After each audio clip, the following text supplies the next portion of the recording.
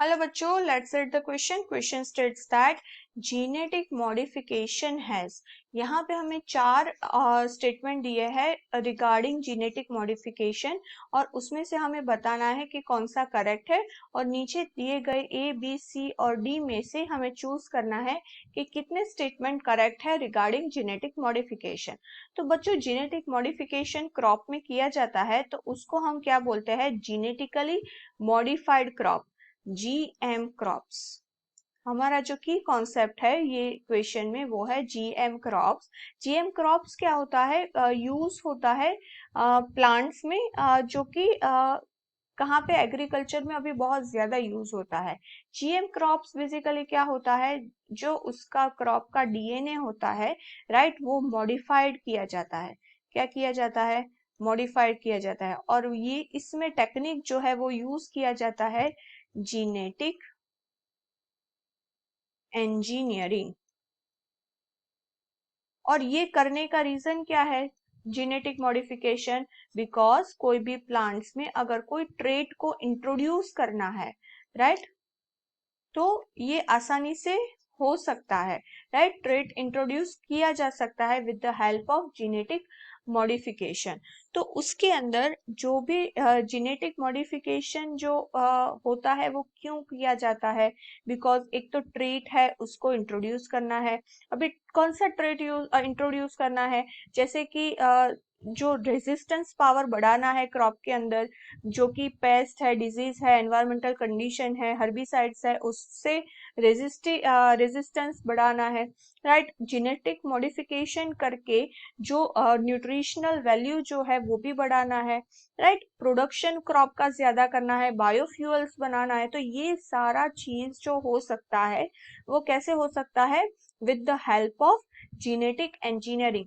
और genetic engineering के करने के बाद जो प्लांट मॉडिफाइड होता है उसको बोलते हैं जीएम क्रॉप्स. राइट, अगर हम स्टेटमेंट्स की बात करें तो फर्स्ट स्टेटमेंट में बोला है कि made crops more tolerant to abiotic stresses. Right, तो एबायोटिक स्ट्रेसेस कौन कौन से होते हैं? कोल्ड है, ड्रॉट है, राइट, सॉल्ट है, या फिर हीट है, ज्यादा हीट एनवायरमेंट में है, या फिर ज्यादा ठंड है, राइट, या फिर ड्रॉट है, ज्यादा जो सॉइल है वो सॉल्टी है. राइट, तो ये सारे में टॉलरेंस जो क्रॉप में बढ़ाना है एबायोटिक स्ट्रेस से के सामने जो टॉलरेंस लेवल, तो ये किसके थ्रू होता है? जेनेटिक मॉडिफिकेशन से. तो ये करेक्ट है. अगर बी की बात करें, reduced reliance on the chemical pesticides. अभी क्या होता है कि प्लांट्स को इंसेक्ट से या फिर जो उस पे लगते हैं जैसे कि बैक्टीरिया है, वायरस है, फंगस है, वो सारे सारे से बचाने के लिए उस पे क्या लगाया जाता है? केमिकल पेस्टिसाइड लगाया जाता है. तो ऐसा भी हो सकता है कि ये जो पेस्टिसाइड्स है वो केमिकली बने हैं तो प्लांट्स को इफेक्ट करे. राइट, तो जीनेटिकली मॉडिफाइड करके क्रॉप को ऐसा बनाया जाता है कि वो रिलायंस करना कम कर दे. यानी कि ऐसा प्लांट जनरेट किया जाता है जिसको हम बोलते हैं पेस्ट रेजिस्टेंस क्रॉप. राइट, यानी कि ऐसा क्रॉप कि जिसपे पेस्ट की कोई असर ना हो, उससे उसपे जो बैड वाला बोलते हैं कि इफेक्ट ना हो. राइट, तो ये भी करेक्ट है. अगर सी की बात करें, increased efficiency of minerals use by plants. Right, तो जेनेटिकली मॉडिफिकेशन करके, राइट, क्या किया जाता है कि मिनरल को यूज करने का जो एफिशिएंसी है वो बढ़ाया जाता है. राइट, यानी कि ये क्या करता है? प्रिवेंट करता है, यानी कि जो जल्दी एग्जॉस्टेशन हो जाता है फर्टिलिटी सॉइल का, वो उसको क्या करता है? प्रिवेंट करता है.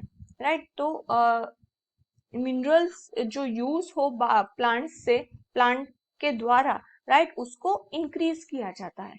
एंड डी में बोला, तो ये भी करेक्ट है. डी में बोला है enhance nutritional value of food. अभी आपने सुना होगा बच्चों कि ये राइस है वो विटामिन ए रिच है.